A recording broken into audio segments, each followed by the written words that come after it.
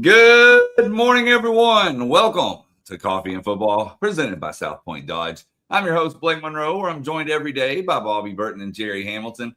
Tell us where you're checking in from this morning, what you're drinking, get your questions in. We're going to talk about the Longhorns practice. So we got the press conference to talk about, and we are 29 days away from kickoff. So be sure to tell us who your favorite number 29 has been over the years. We'll come back and revisit that. But first, let's just jump right into it, guys. Of course, the team met with the media. First time that we've heard them speak in quite a while. Any takeaways before I play a couple of clips? I just think the guys that came out, let's go over that, I guess. Jelani McDonald, the senior, obviously, from Waco College. Then we also had Ryan Niblett, another senior, and then Hiro Kanu, the transfer from Ohio State, who's entering his second year as a Longhorn. Those are the three that came before the media yesterday after practice. Look, all three guys, good representatives of the University of Texas. They're not going to say anything too outspoken. I think that's one of the reasons they get selected, in fact, to come talk to us. But it was pleasant and fun to see it and talk to them and listen to some of the things. Hiro Kanu, in my opinion, was probably, I don't want to say the most forthcoming, but we were able to ask him more about other players, and he was responding to that more in the press conference. So we'll go over a little bit of that and actually hear from him on a couple of them. Yeah, so let's go ahead and play those. He was asked about a couple of players in particular here, Ian Gifford being one of them and Zena being the other. He was throwing up, 505 on the front squad like it's nothing. Like, I don't know if any of y'all ever front squatted, but it'd be stuff like that. And we lived in the same rack too, and I'm like, dang, dude. Take the plate off or something, like, hey, the dude is different. Like, he's definitely the strongest guy probably on this team too. I remember playing Arkansas. I was like, dang, this is a big dude. I'm using obviously the nice words. I'm like, dang, okay. I was like, this might be the biggest dude I've ever seen. I played against some big dudes, like just in high school guys, like Maximus Gates. He went viral one time, 400 pounds, 6'8", 6'7", or something like that. Dang, Ian is on par with that. So he's one of the biggest guys I've seen, but he got really sweet feet. He's fast, especially for his size. Like, he can move. Yeah. That was actually, I want to say this, Jerry, before. That was actually, he was saying that he was asked who the strongest person on the team was, Jerry. He said Zion Williams. That wasn't Zena Umio. Got my Z's mixed up. Yeah, you got your Z's. It was actually Zion Williams, the true sophomore. Now, Williams has not been among the first guys in line as it relates to the defensive tackle position. He's actually a little bit behind some others, but very strong naturally, according to Colin. Oh, yeah. He had a lot of positive things to say about Ian Gifford. He also talked about Murad Watson. And then he called Justice Terry, guys, a generational talent. Yeah, I'm going to back off of that with him a little bit. That's really premature, to be fair, because now Texas fans will take that and run with it. Colin Simmons is a generational talent. Yeah. Well, I want to say this about what Kanu said, Jerry. He came back and said, look, you could be a generational talent, but you gotta make it work on the field before you can actually say anything. Yeah. And so he qualified that to your point. Yeah. I think the thing we talked about when we had Ian Gifford's coach on is athletic stamina. And Ian Gifford, he's one of those guys, sometimes we go overboard with the size of a guy and don't think about that guy can still have athletic stamina. And I think that is the thing about Ian Gifford that may be most impressive to me is at 375 to 385 to 395 pounds, he's got a lot of athletic stamina. And that is, to me, what makes him – that's the most important part of Ian Gifford as a player and as an athlete is that he played 424 snaps at probably 400 pounds in the SEC last year. That's a really crazy number for a guy that weighed between 395 and 400 or whatever it was all season. And he's been very impressive since he got to Austin. I think he's a guy that maybe has even and we'll see what he does. He's got the game experience, right? He's put it on the board. But I think he's actually been more impressive than even the coaches thought when they recruited him, from what I've told. So I thought that I just think he's so important to this defense. We've said before, we did a video on it, he probably hadn't been talked about enough for how important he's going to be for this defense. And on Zion, naturally strong guy. You know, I went to Lufkin 2 or 3 times throughout his recruitment, and his weight room numbers were very high there. So now you look at him, that natural strength, and is a year into a college strength and conditioning program at LSU. Now he's at Texas. 505 front squat is a mean number. I know that's a mean number. That's why he reacted to that how he did. But he's got work. Zion currently probably, Bobby, 3rd or 4th at the 0 spot, at the nose guard spot. So as a player, got a lot of development to do. And my thing with Zion is he going to turn the strength in the frame into a very physical football player like he's going to have to? I think that's going to be his key. Yeah, I just think he's a year or 2 away from actually, busting a grape at Texas. Yeah. That's just my opinion, despite his natural strength. Murad Watson needs to be discussed a little bit more than what we have at this time, Jerry. Alex January is a starter at Texas along with Ian Farrard. Hero Kanu is in that same category, in my opinion. But and we've talked about Justice Terry and his ability as a potential disruptor on the interior. The guy that, if you were to ask me who is definitely going to have a better year than he had a year ago in that interior, I think it's Murad Watson. 100% agree. He physically looks so much more in shape. He's quicker. We've seen him go through some drills. He's as quick as anybody not named Justice Terry, and he's got the same kind of girth as almost like a Josiah Sharma. Yet he's a little bit older.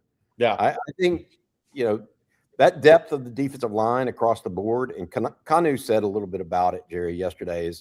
It's as good as it's been at Texas. I'm not saying it's as good as the combination of Byron Murphy, Tavondre Sweat, Alfred Collins, and Vernon Broughton. Yeah, that was a spectacular group at the very top. I think this group is deeper. I think it goes 6 or 7 deep. And that's the difference maybe in those guys. So I'm not saying, knock on wood, you don't want anybody to get injured, but they might be able to handle injury with a little bit more depth. All right, hey, we've got Marcus Myers coming up. He focused on the linebackers yesterday, so we're going to get to talk about that. We also have some video from practice yesterday. We're going to look at the receivers. But first, let's say thank you to our Friday sponsor of On Texas Football's Coffee and Football. That is our friends over at South Point Dodge.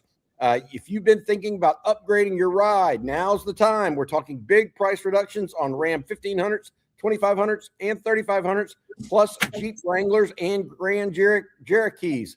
Denny Burton is in the chat, by the way, right now with that Jeep Wrangler conversation. And here's the kicker. On Texas Football listeners, get 90 days before your first payment, and South Point Dodge will ship your new ride anywhere you are. More than 600 vehicles in stock, ready to roll for tailgates or holiday trips. Check out southpointdodge.com or swing by I-35 in South Austin.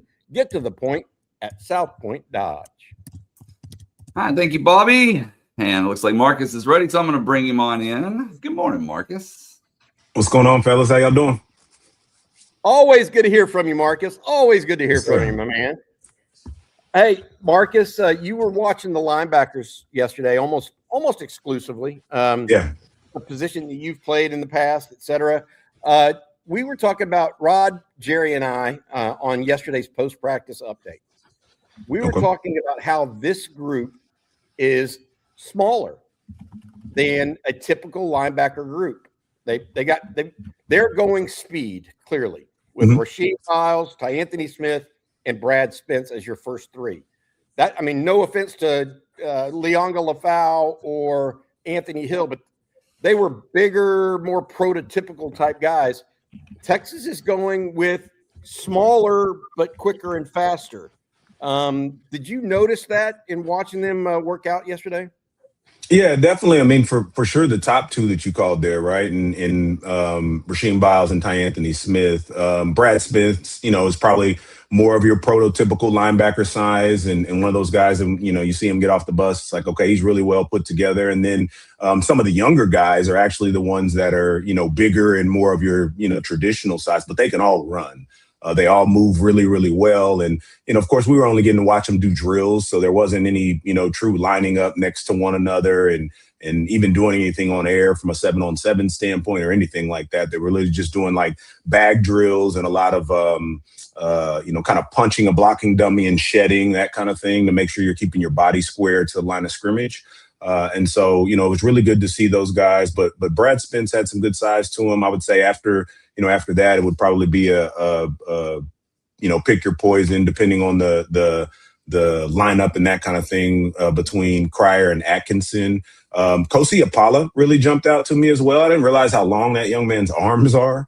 But he gets down in his stance and his fingertips are almost touching his shins, and so it's pretty impressive to see some guys like that move around. But they definitely can move really well. Rocky Cummings has some really good size on him, as does Marcus Boswell. I think maybe the only one I couldn't really catch an eye on is Darius Snow, and that was likely just because I'm not accustomed to looking for his number. But for the most part, they look like they can run really well, and I think when you look at what is going to be in front of them, there's a lot of space eaters that are going to be there.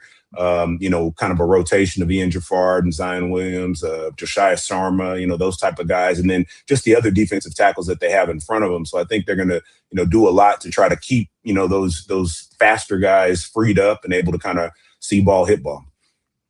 Yeah, you mentioned Kosi Apala. I was told that he had, over the summer, that he's maybe the best blitzing linebacker prospect of the line at Texas, and that's not to take away from the player Rasheem Biles is, but sure. I've also heard that that he already had some moments in 11-on-11 in the bubble, and where he's actually, from what I've told, has been very impressive thus far, was playing off the ball and blitzing from the inside backer position. He's off ball. I mean, he plays that overhang linebacker, and he's really good there.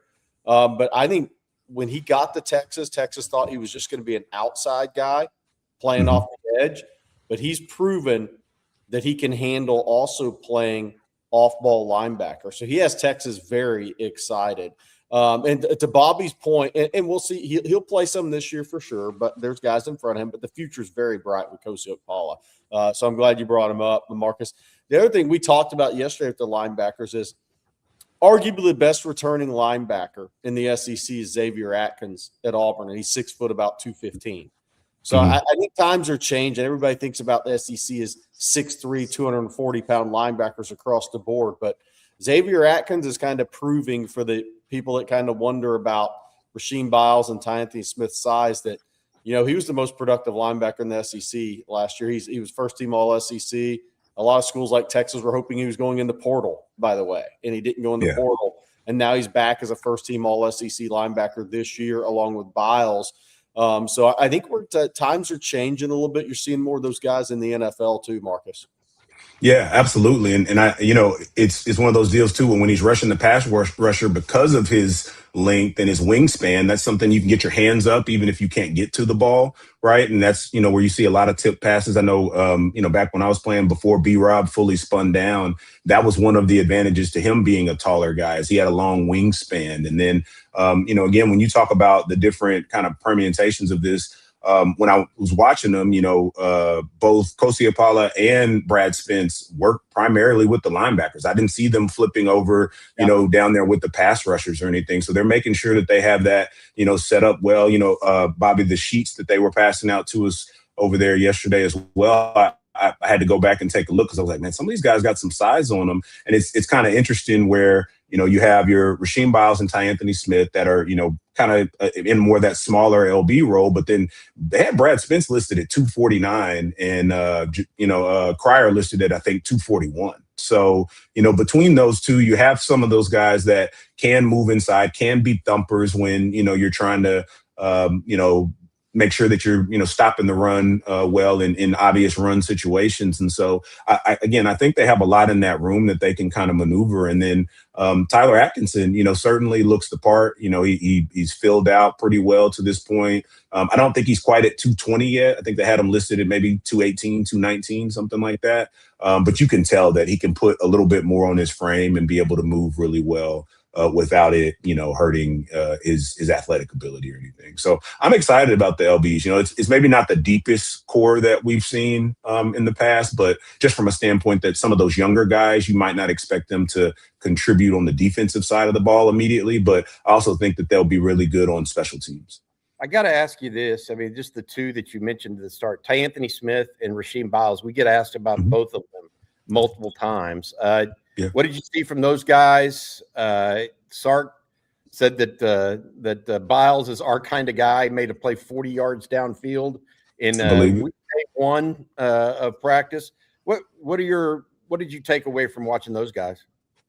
A lot of explosion between both of them, really all of them, honestly. But you can just kind of see in their movements. There's a drill where, Bobby, Jerry, even Blake, y'all are familiar with this from all the practices you guys have been out to over the years, whether it's high school or college. But, you have the tackling dummies that are out there that, kind of have the padded on it and it leans forward a little bit. And they were pushing it up, and you'll have a guy on the other side of it that's one of the staff members kind of looking one way or the other, right? And so the thought is you're peeking in the hole and then having to shed a blocker. And so you see a lot of their explosion in that. And even though I guess you would kind of deem a Anthony Smith or Rasheem Biles as undersized, more of that Levante David type, they have really good strike. They punch really well in those scenarios. And so, they just look good, man. They look good moving around out there, but, they're in short, so it's hard to tell. I will say this, too, something that I did try to kind of keep an eye out for that, I don't know, it was just something for me to file away from myself was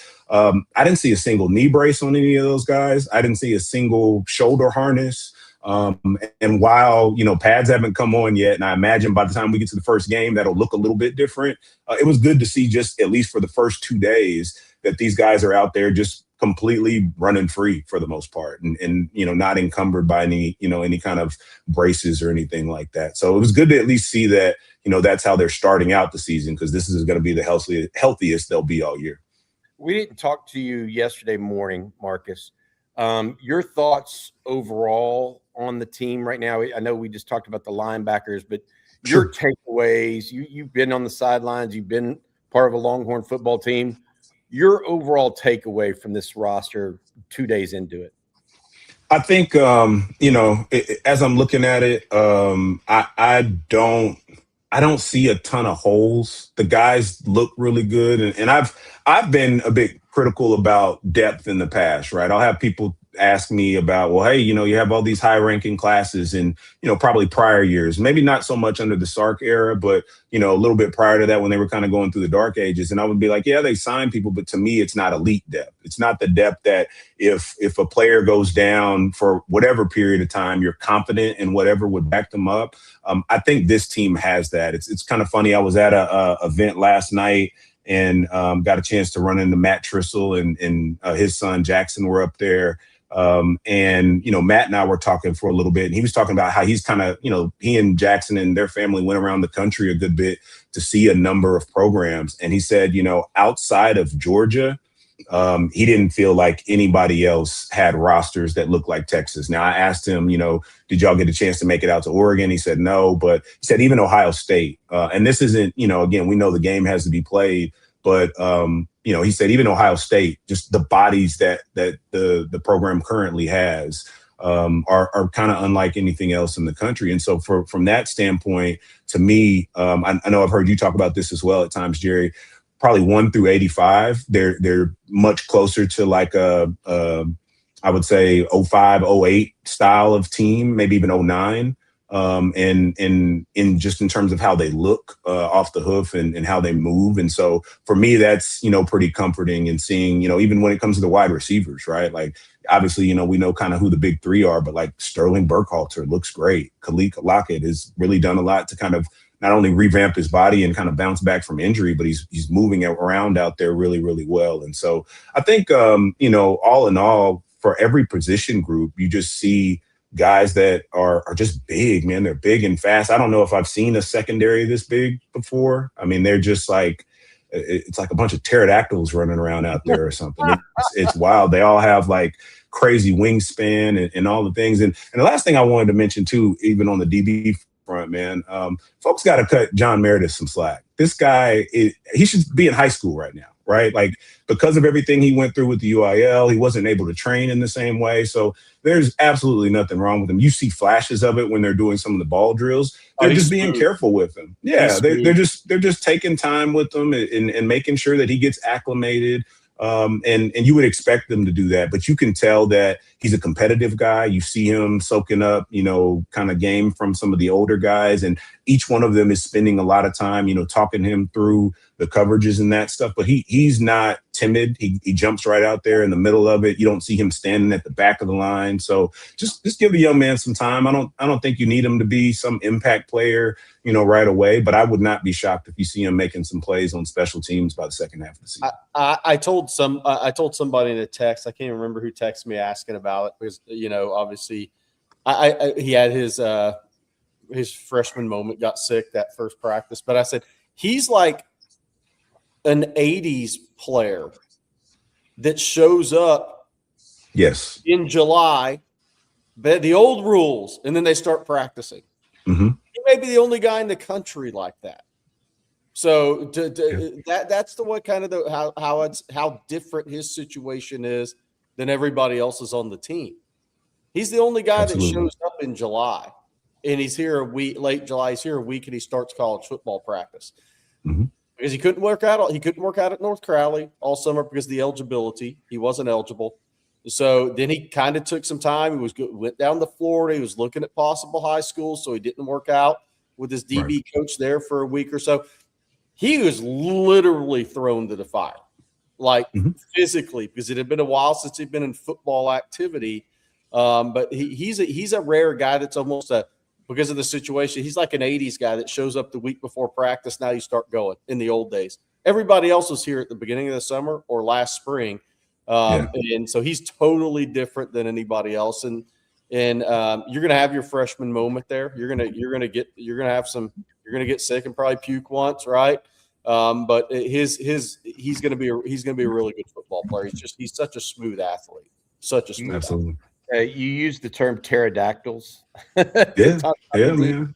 Rod last night and yesterday afternoon, we were talking. He says it's the biggest secondary he's ever seen at Texas. I'm telling you, I don't know of a bigger one. Yeah. We always had like one guy, right? Like Cedric Griffin, right? When I was there, or even a Michael Griffin, right? Like he was a bit of it's like their entire secondary is like that.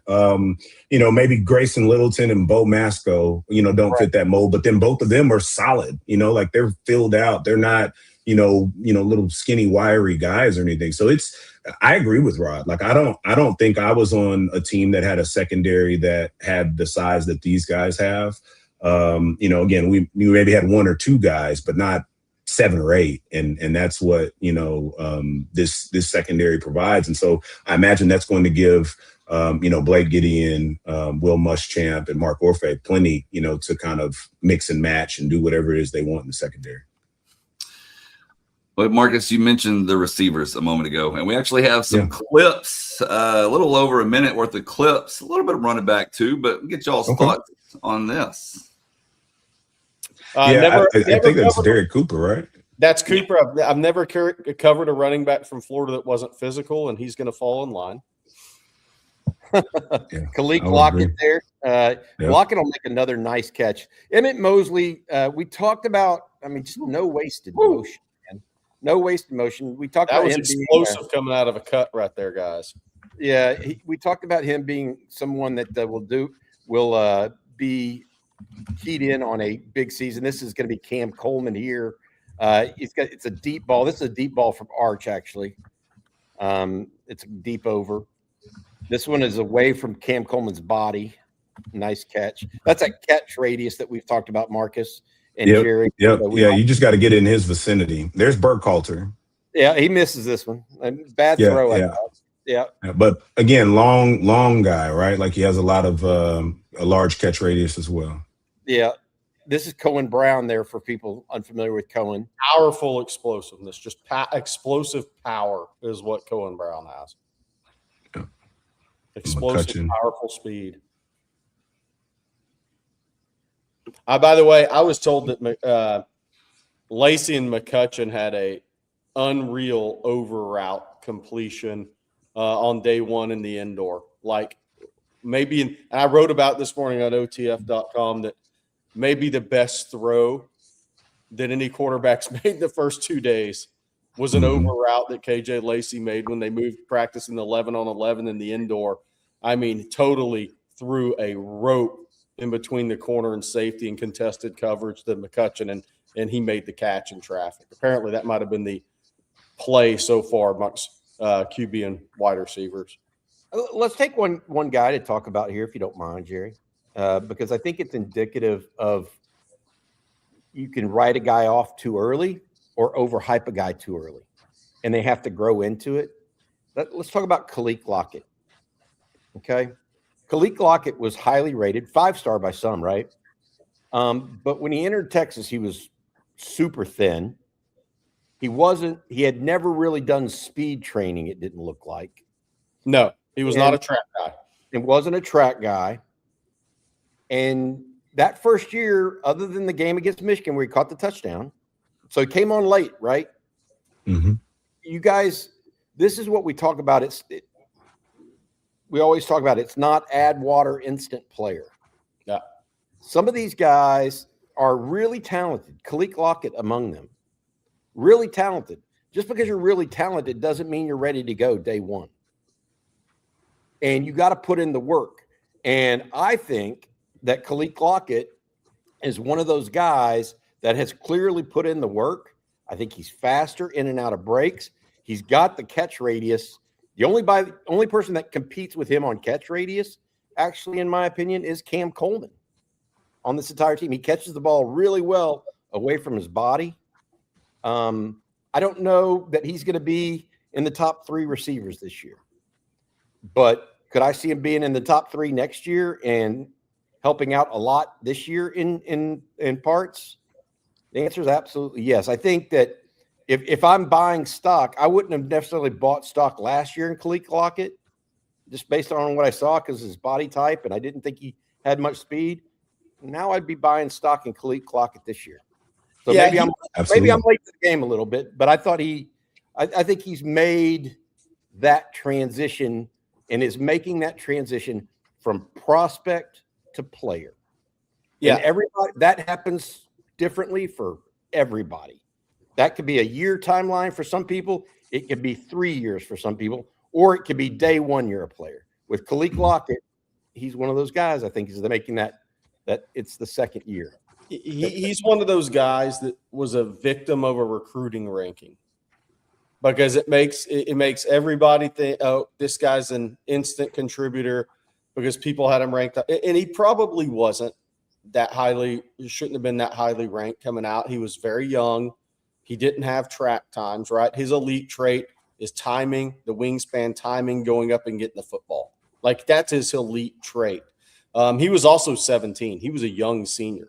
Okay, so when I saw him in person, I mean, the frame just to be strong enough to beat press coverage against an SEC player, right, and to win down the field against stronger players, even though he has that elite trait, was going to take some time for him.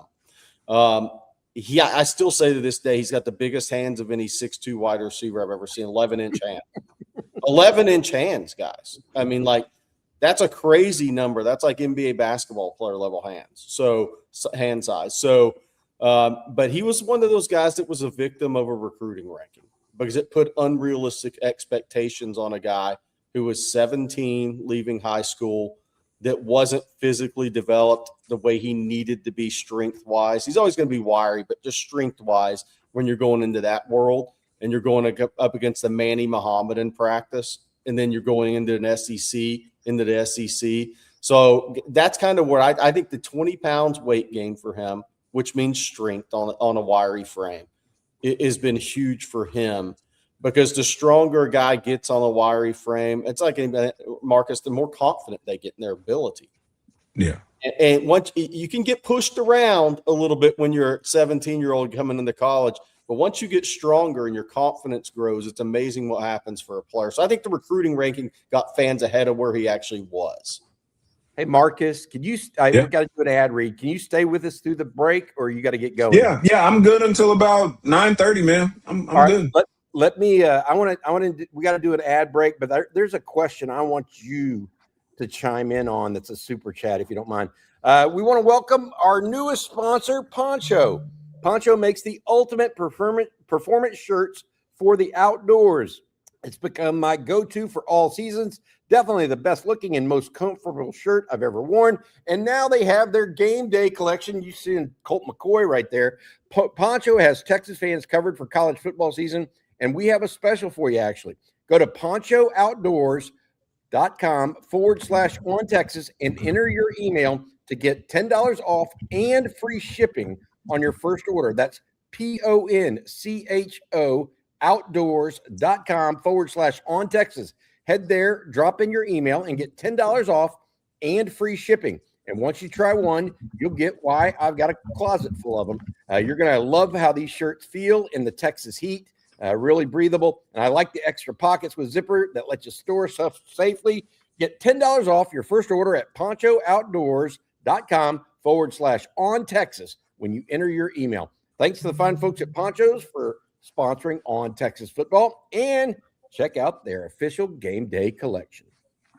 Thank you, Bobby. And I'm going to tell everyone this morning about Prize Picks as well, because we're always looking for ways to make watching games a little more fun, and that's exactly why we love Prize Picks. It's America's #1 sports picks app, and honestly, it's about as simple as it gets. For player picks, all you do is just choose more or less on a few player stats. You lock in your lineup, you're good to go. But if you're someone who likes picking teams instead of doing individual players, they have you covered there as well. You can now pick the winner, the spread, or the total on games and even fights. And Prize Picks is available in most states, including California, Florida, and right here in the great state of Texas. So chances are you can jump in today. One of my favorite features is that you can follow users on the app. If you like the picks that they're making, you can tell them with one click. Obviously, it's easy to add your friends to it, follow their picks as well. But the best part is, if you've never tried Prize Picks before, play your first $5 lineup. If you win, you're going to get $150 in bonus lineups. Just make sure to use code HMA when you sign up. They actually just updated this offer, so there's never been a better time to get started. With as far as what we have today, we got Phillies pitcher Zach Wheeler to have more than 4.5 strikeouts, along with A's pitcher Jack Perkins to have more than 3.5. So come follow us with those picks or make your own. Download the Prize Picks app today. Use code HMA when you sign up. Play that first $5 lineup. And if you win, you're going to get $150 in bonus lineups. That's Prize Picks, code HMA. Good luck to you. As always, play smart, play responsibly, play Prize Picks. All right, Bobby, what questions do you have for Marcus here? Oh, yeah, it's this one. Top 5 players off the bus. Ooh. Yeah. I thought this was a good one from Texas. Number one is easy. It's Planet Fitness. Like Justice Terry just looks different walking in the Yeah. Justice Terry is a pretty easy go-to. So I would agree with you there, Jerry. Justice Terry. Give me Trevor Gooseby. Oh yeah. Give me Zion Williams and Ian Giffard. Mm-hmm. And then probably a toss-up between Brad Spence and Jamarian Carlton. Yeah. You like a Or gosh, now we're doing it. Or Zena. Like I completely forgot about Zena, and I was going to say Zena. He looks great out there. Yeah. So it'd be some combination of those, but man, a bunch of those. I mean, we were watching a number of them when they were coming in. Even Nick Robertson, man, that's a true freshman that has had no summer workouts with the team, or at least didn't, start until much later than all the guys from the spring. And I mean, you would not be able to tell just looking at him that he's a true freshman. That's what I mean. Like these guys, I don't know if there was a slight shift in some of the lifting strategy and how they were going about getting ready for the season, but just the different body types that they have in some of the position groupings. They absolutely look like an SEC squad. I mentioned Matt Trissel, but I ran into a buddy yesterday that's also an SEC official, and he's going to end up reffing the first game against Texas State, and he kind of echoed the same sentiment. He was like, "Hey, man, I get to see a lot of this, and there's maybe one other roster in the conference that from top to bottom looks the way that you guys do." So. Yeah, I was thinking of it. I wrote down Ian Gerard ahead of Justice Terry, just because you want him to block the way, right? Like he makes sure that he's the announcement, right? And then Planet Fitness, maybe he's your star that gets off 5th on the bus, right? And then if you're a basketball squad, he's the one that everybody that starts going crazy for. Ian Gerard, Trevor Gooseby, I thought was a good one. I went with Zena as well. I thought that he just looks terrific.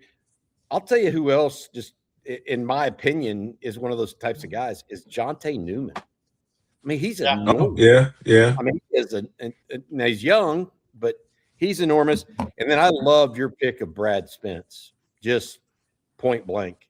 I mean, if you're looking for a non-interior lineman or non-lineman, he's as rocked up as it gets, dude. That's just the bottom line. Yeah. He's on my who else? There was one other guy, maybe not in the top 5, but just someone I hadn't paid as much attention to just because early on he hasn't, had a ton of reps just because of everybody that's been in front of him. But Smith Orobo has a great body type as well. Yep. Like he's really filled out. That's the other thing. A lot of these guys at maybe once you get outside of receiver for the most part, you can't tell that some of these freshmen are freshmen. Like it was very different than when I played, right? Like we had the first couple of days where it was just out there, with the other freshmen, and then the upperclassmen came in. If it was still set up like that today, a lot of these guys you would not be able to determine that they were freshmen just based off of looking at them. They look like they've been in a collegiate weight program for a year already. On Rogue Boat, I'll never forget first time I went to see him at Hastings. He was 202 pounds as a 16-year-old. He's now listed at 238, and he missed his entire senior season, save a game with that knee surgery he had.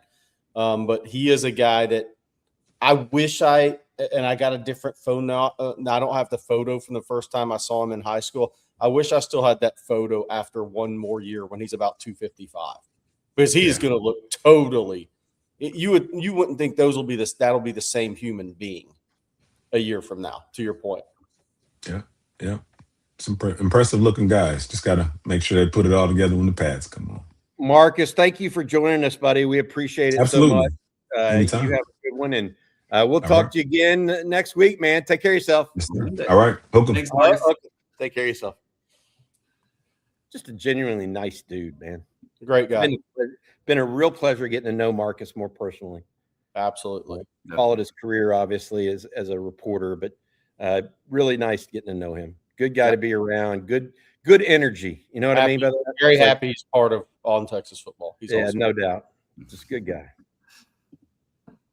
We got some more super chats that we need to get to. But before we get to that, I want to play this clip because it's been talked about in the chat and made its rounds over social media yesterday. But Ryan Niblett was asked about the fastest players on the team, fellas. And I want to give you his answer. Cohen, of course. Cohen's definitely fast.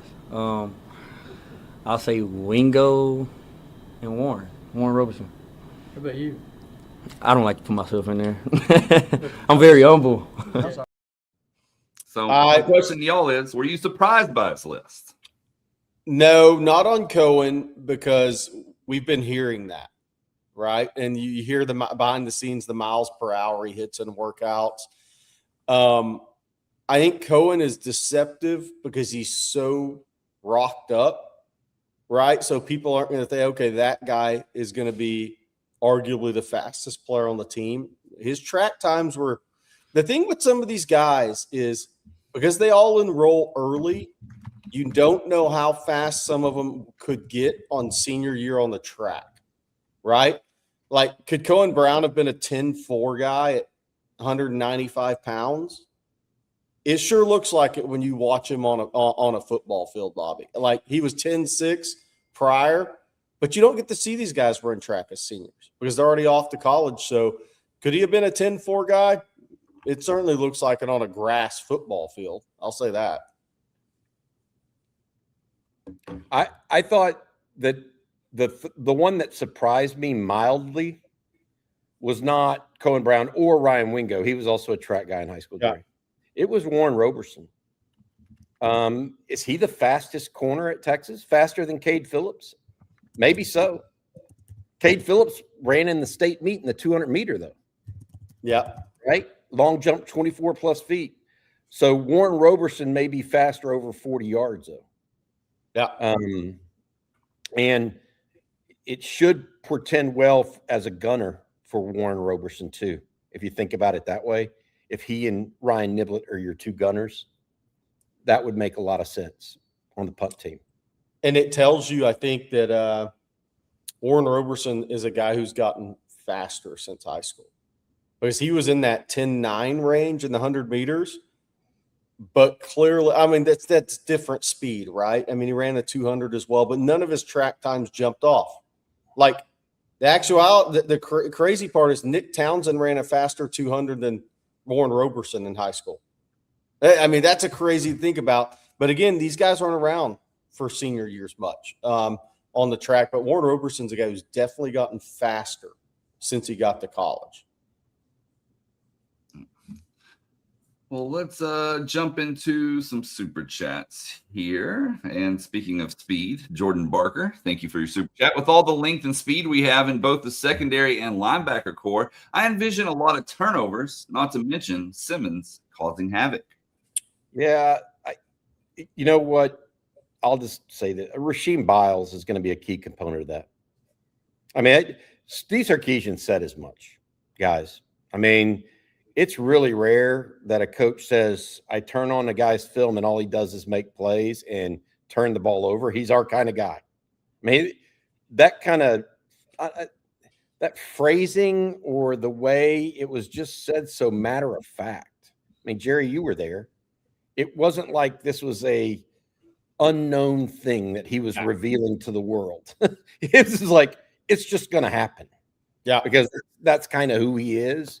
So I would add in that turnover category, I would say that the question I have right now in the secondary, and I do, having been around the team for 2 days, if y'all ask me what is my biggest concern right now, it is not the offensive line. Although, you know, we got to figure out what's going on at left guard. I just think they have too many pieces. Somebody's going to work out. Okay, something's going to happen there. And I think Jerry and I have talked about this. They're in good shape. The issue is the secondary, and they're introducing so many new parts this year, and they're tested early. Yeah. So Brad Jackson, the Texas State quarterback, is an future NFL quarterback. That's your first guy out of the gate. Then you have Julian Sayin, who completed 75% of his passes last year and has a receiving core as good as or better than Texas. Those are your first two guys. And so if I had am I concerned about anything right now? It would be that while the pieces are there in the secondary, I think, I haven't seen the orchestration yet that I think can go and handle a pass-heavy team that's going to just try to light you up. That doesn't mean they won't get there by time they play Texas State and Ohio State. It just means they're not there yet, in my opinion. And I don't know, because I don't know who's going to play that second safety spot and whether or not they're going to have the speed to cover the way that Muschamp's going to want to cover. So that's the piece. When you start talking about speed in the secondary, they have some, but they're not necessarily really fast at safety right now. I digress. That's answering your question too broadly or taking it a different direction than maybe you wanted it to go. But that's a personal opinion of mine that I have right now, 2 days into practice. Bobby, you know where I come out. That's been mine on all the shows all summer. Like you don't move a guy who is your starting corner at the end of the spring to safety if you don't have coverage concerns. Bottom line, at safety. At that second safety spot. The sports don't work that way. You aren't moving a guy who is a starting corner to that safety spot where coverage is so important if you don't have concerns, and probably major concerns to make that move. So that move was so interesting to me when we broke that news. Was it's like that's a show of concern right there. And I think Texas has 2 spots in the secondary to have to come through for them, and I do think this is the number one concern for me headed into the season, because you mentioned the first 2 guys. This schedule is full of, no matter what people think of these quarterbacks, guys that have experience that could have a hot day against you, wide receiver cores that are really talented. I mean, you can have really good coverage and have a long day against a couple of these guys this season. You could have really good coverage against Trinidad Chambliss and still lose to him because he's going to dot the ball a lot, and he might do it in clutch time. But to answer the question about the turnovers, guys have to be in position to make turnovers, and that is my concern. I think I'm not concerned about the front 7. I'm concerned about having 2 secondary positions that are going to have to come through for Texas. Now they have talent, but they have to come through for Texas, and I think it's very important because of who you're playing this year. That Texas has not faced a better group of quarterbacks. There's some really good wide receivers. So you're going to be tested all year long, all season long throughout the schedule.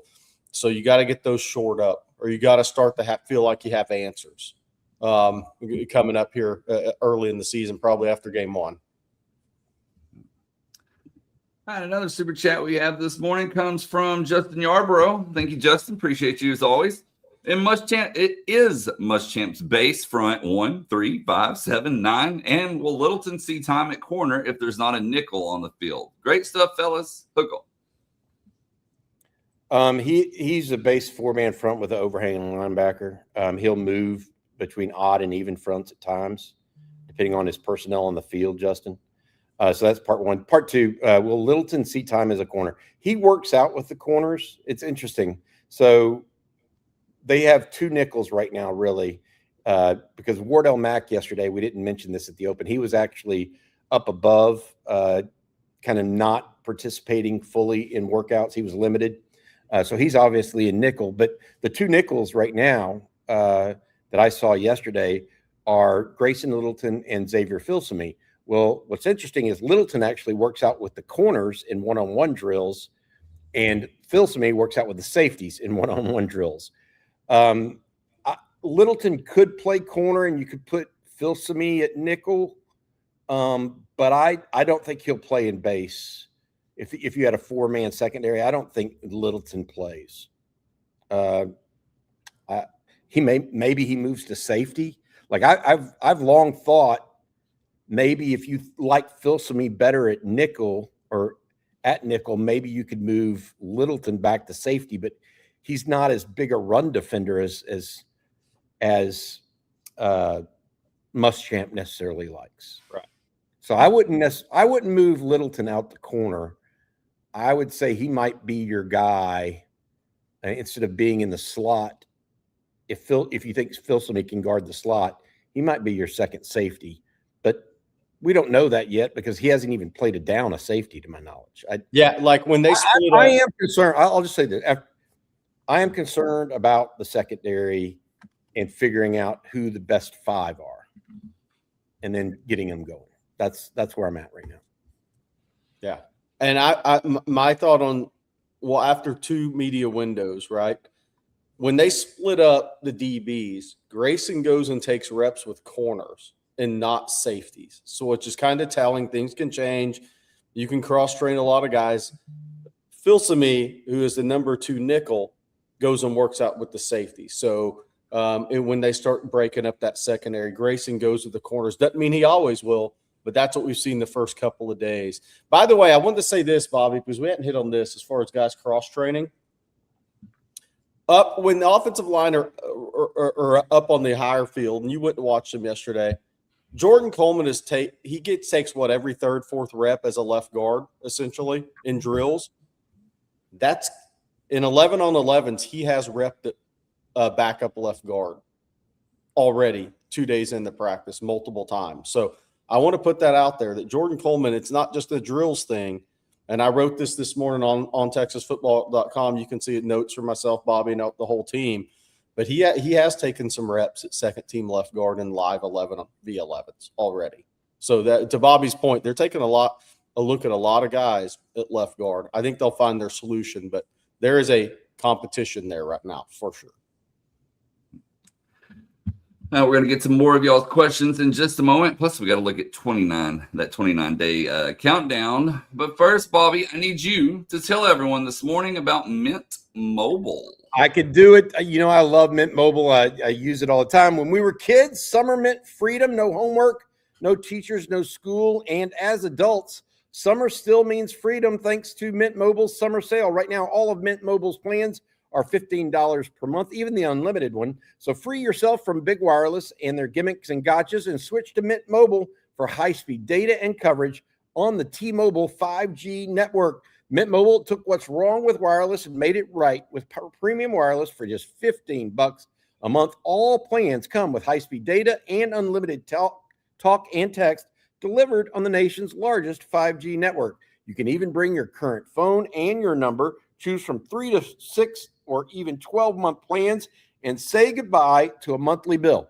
Ditch overpriced wireless with Mint Mobile. It's so easy. Sign up online and get 3 months of premium wireless service for just $15 a month.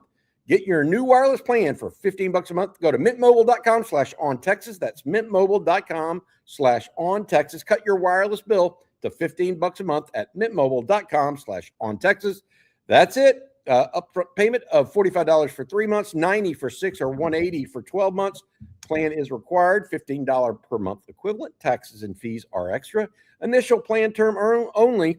Greater than 50 gigabytes. May slow when network is busy. Includes up to 20 gigabyte hotspot. Capable device required. Availability, speed, and coverage varies. See mintmobile.com. Thank you, Bobby. And Jerry, your time to shine as you tell us about Vaughn Lane. Every $129 and everything's included. Vaughn Lane just announced the relaunch of its Dallas to Oklahoma City route, or what we'll call the Texas Lady Longhorns softball route, starting September 8th. Multiple daily departures, 7 days a week, and the fare is $129 one way. I was behind a Vaughn Lane bus for about 45 minutes yesterday from Austin to Houston, by the way. That's it. No taxes, no bag fees, no change fees, no surprise seat assignment charge, just a flat rate and a first-class experience. You board at a hotel terminal with no lines and no TSA. You sit in the cabin with just 22 oversized leather seats. You get Starlink Wi-Fi, complimentary snacks, drinks, and hot towel service. Compare that to what the airlines are doing now, where you can't even pick your seat on the cheapest fare without paying extra. It's not close. Riders have been asking for this route to come back, and now it has. So whether you're heading to OKC for work, to visit family, or a certain rivalry game this fall, the smart move is to book now. Vaughn Lane serves Austin, Dallas, Houston, San Antonio, Fort Worth, Plano, the Woodlands, Oklahoma City, Nashville, Memphis, and Atlanta. Go to vaughnlane.com and enter promo code OTF26 for $20 off your first ride. What is Vaughn Lane? A private jet on wheels. What makes Vaughn Lane number one? They don't serve Lubbock. They make the Texas Tech people ride on their horses back and forth. You got to say, I wasn't expecting that to close out the commercial. Giddy up, Jerry Hamlin. Giddy up. I think they take Texas Tech fans too, though. I got to be honest. They're in the commercial business. Sorsby's betting no. Sorsby's betting no on that, Bobby. We got a super chat from Rocky P here. Rocky says, is there a player you think is a dark horse to be an All-American or All-SEC at least? Well, Steve Sarkisian would say Jelani McDonald, but I don't think that's a true story anymore. Because I think he's in line for that kind of recognition at this point. Jerry, All-American, All-SEC. I got the sleeper. But he's not going to have the pass catching numbers, but if it's voted on by coaches, watch out for like a Masunis as a third team guy as a tight end, because I think he's going to be a tremendous blocker, and he's going to be on tape a guy that they see as a difference maker when they play Texas. But he came to Texas considered one of the best inline blockers in college football at that position. Bo Masco would be mine. That's a great one. I think I'm not so sure, and as much as I just bemoan the secondary, I think corner's in good shape. I do with Cade Phillips and Bo Masco. I think corner's in really, really good shape. And I think Bo Masco actually, if you're asking me right now who the best DB is for Texas, I know everybody, and I love Jelani McDonald. I'm not so sure Bo Masco isn't my answer. I think he is. So just, I think Texas picked up a real gem in Bo Masco in the portal. People don't realize it because he came from Rutgers, but he was, honorable mention, all Big Ten at Rutgers. It's like 2 people on Rutgers' entire squad, all Big Ten at any level, So I think he might be really surprising to people in that category. Ty Anthony, maybe. But I think typically one linebacker gets a lot of the love, and Rasheem Biles comes in with such ballyhoo and notoriety. He may be tough to overcome. By the way, the most important thing I saw through 2 days of open media window practices and heard from what happened in practices, nobody was lost for the season to injury. USC, somebody mentioned the chat earlier. I had not seen this. USC lost their starting center to a non-contact injury for the season. Things are going well every day. You don't hear that as a Texas fan. Yeah. That's a big loss for USC. Starting center, non-contact. Like I was a starting center for a reason. Sucks for that kid, man. Broke his leg. Yep. Terrible way to start the season. Yeah. All right, Sark After Dark here. What's different about this team versus 2025? And what gives you confidence that it can finish the game-winning drives that the 23-24 teams couldn't? Dude, they finished the drive. Bert Auburn just couldn't hit the dang kick. They didn't get in the end zone against Georgia, but they did drive it and get it there. He just didn't hit the kick. I'm not sure I'm convinced yet, or that I have confidence that they can do something that the other team can't. I would say that this team should be better in the red zone and short yardage than they were in 24 or 25, because they have a running quarterback, or a quarterback that can be a running threat. And I think they have a better group of running backs.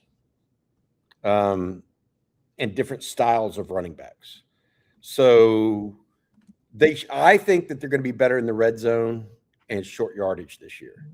So I guess that does give me some confidence, but I don't necessarily, I'm not sitting here telling you this, they're going to do it. I want to see it just like you guys do personally. Yeah, I agree. I mean, look, as talented as the team is, you got to go get it done. You could point to teams in every sport.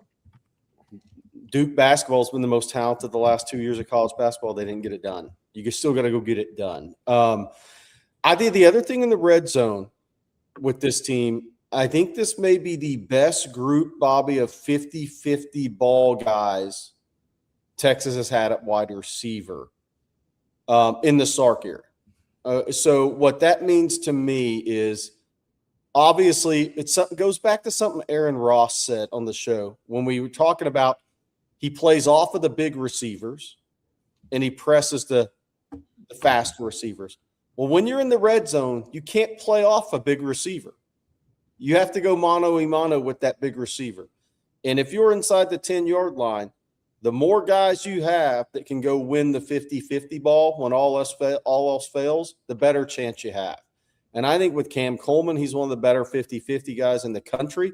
I think Emmett Mosley's really good when the ball's in the air because he's just physically knows how to get his body in position.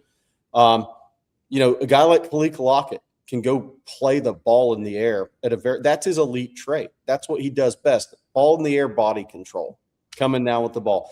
That can be a hidden help in the red zone this year a little bit too, that I think Sark may have more options when the field really condenses to just throw the ball to a point and have a guy that can go up and get it.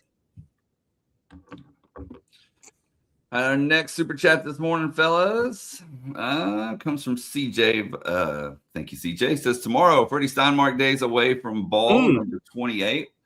Thank you for that. And we won't be doing 28 or 27 since we won't be doing coffee and football. But let's take a look at 29, guys.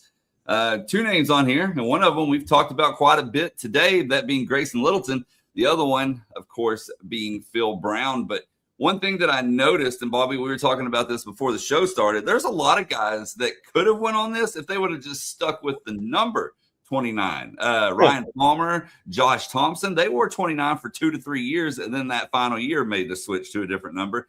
Even Cotton Spire also wore 29 and then made the switch after his second year, I believe. So a lot of 29s, but only 2 on here that have stuck with it.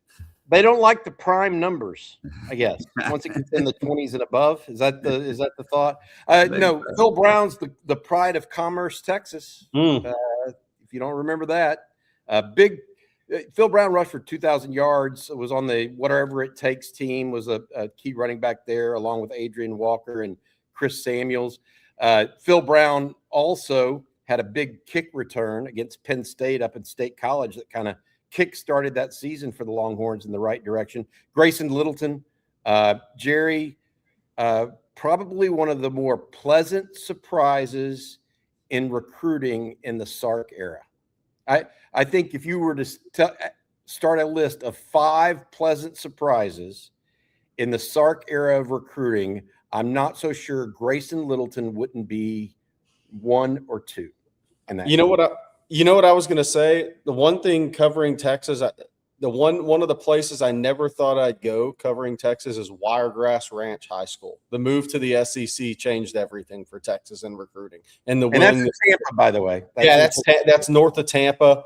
Wiregrass Ranch is just not a school I figured I'd go to. I'd be on the practice field covering Texas. But the move to the SEC, Texas recruiting, the Southeast, recruiting Florida as hard as any state outside of California, probably, which is the West Coast state that Texas is always going to recruit under Sark. But the willingness to go get in the fight at places like that. I mean, Grayson Littleton decommits from Clemson. Everybody had him circled to go to Michigan. Texas came in and offered him. He'd been on campus with a 7-on-7 team, to be fair, but Texas hadn't offered him. But for Texas to be willing to go in to get in those fights now, I mean, and they ended up winning that fight when everybody thought the kid was going to go to Michigan, which is that's been cool from somebody who covers this to go to a school that you didn't think you'd go to cover a Texas recruitment. Wiregrass Ranch was one I would have circled as probably not going to happen. Somebody just wrote to me and said another name that wore 29, Joey Abusi in the 1970s. There you go. Running back. All right. Well, let's pick up with this super chat from Mulligan Mully. Thank you, Mulligan. I want to beat Ohio State by 20 plus, don't we all? And I think the atmosphere is if the atmosphere is right, it could happen. What are your thoughts? I wish Mello was here this morning to ask him the last time Ohio State lost a game by 20 plus. I don't have the answer. Chat. Does the chat have the answer? It's probably the last time Ohio State got blown out. Maybe I missed an obvious one. Did Michigan take it to them like one of the last couple of years or anything? I mean, Connor Stallions had him in position too. Got it. Against Purdue, 49-20 on October 20th, 2018. There you go. So almost a decade. How bad did Ohio State suck to get ran out by Purdue? Jeez, that year. 2018, Ohio State. I'm believing that was probably that couldn't have been Urban Meyer, could it? That was when they had the kid that was committed to Texas and then ended up going to Purdue. What was his name? Let's see. Wide receiver. He was electric too. Here's the crazy thing. Ohio State. Rondell Moore. Rondell Moore. Here's the crazy thing. Ohio State was 13-1 that year. That was their only loss. That was their only loss was Purdue. I was like, that couldn't have sucked. I was joking about that. But did they win the national championship that year? No, because they lost that Purdue game. They went to the Rose Bowl and beat Washington 28-23 in 2018. But, man, that was their only loss that year. So the last time Ohio State got smacked in a game was at Purdue. And Dwayne Haskins threw for 470 in that game, and they lost by 30. Dang. That's a crazy stat. He threw for 470, and they got smashed. Yeah, well, the Purdue AD said yesterday we're here to win championships. So there you go. And then said if you don't want to win them, go to Indiana. Yeah, that was smart. Bad joke. Badjoke.com. Yeah, that definitely got bad take. I mean, that's worse than a joke. Yeah. Well, somebody's saying they lost by 28 to Bama and 21, and that was a CFP game. That makes sense. Mm. Yeah. Oh, that was the national championship game. Yeah, they got smacked. Yeah. When the linebacker tried to guard Devontae Smith. That was not a good day for Ohio State. Yeah. Our next one comes from Rod Baber's Helmet. Thank you, Rod Baber's Helmet. Jerry, 2 years ago, you said we struggled with Georgia because of the speed of their linebackers. Is this what Texas is going for with Biles, Atkinson, and Smith? Well, what I was talking about with those Georgia teams is when you threw the quick game horizontally, their linebackers closed the space so fast that I think, and from a pass rush perspective, that I thought Georgia had a huge advantage on Texas in that regard. Look, I think it's just so happened with this team that Rasheem Biles was there. Because when Rasheem Biles went into the portal, Bobby, we initially heard, that one probably won't happen for Texas, right? And it wasn't because they were recruiting Christian Allegro. Christian Allegro was an overhang linebacker. That's at Ohio State. That was Muschamp's #1 in the portal, by the way. See how he does this year at Ohio State. I think he's really good and underrated. But then there was the linebacker Kedu Luave from Cal that was in the portal. And it was kind of him and Biles. I just thought there was initial thought that Biles probably wouldn't happen for Texas. I did think that kind of happened that way. And Justin Crier's your A-gap thumper guy out of the portal. But it just so happens that Biles is on this Texas team and Ty Anthony Smith's on this Texas team. If you look at the freshman linebackers, Okpala is 6'3", 235, and every bit of it. Rocky Cummings is going to be 6'3", 245. Atkinson's going to be the, quote, undersized guy, probably 6'1", in the low 220s. So I'm not sure they're going to recruit that type of player every year. I think Biles is just a pretty special player, guys, and just kind of made it happen. Yeah. Spank Boogie, thank you for your super chat. Listening to Sark all summer. Now the players, it seemed to be a lot of divisiveness and selfishness on last year's team. Can that be a real problem? I don't think that was the case. I think it was young and immature. Not immature is the wrong word, but like Colin Simmons at Media Days this year, Jerry. You know, last year I asked Colin Simmons his goals for the season, and he gave me individual goals. X number of sacks, X number of tackles, that sort of thing. This year, win a championship was his goal. Win a championship and the other stuff will come. I think it was maturity, not divisiveness, personally. Younger team. And our final one for this morning comes from Dante. Appreciate you, Dante. He says, is Wingo catching the ball better this fall camp? He dropped a lot of balls in crucial moments. It seemed as though Mosley didn't drop one.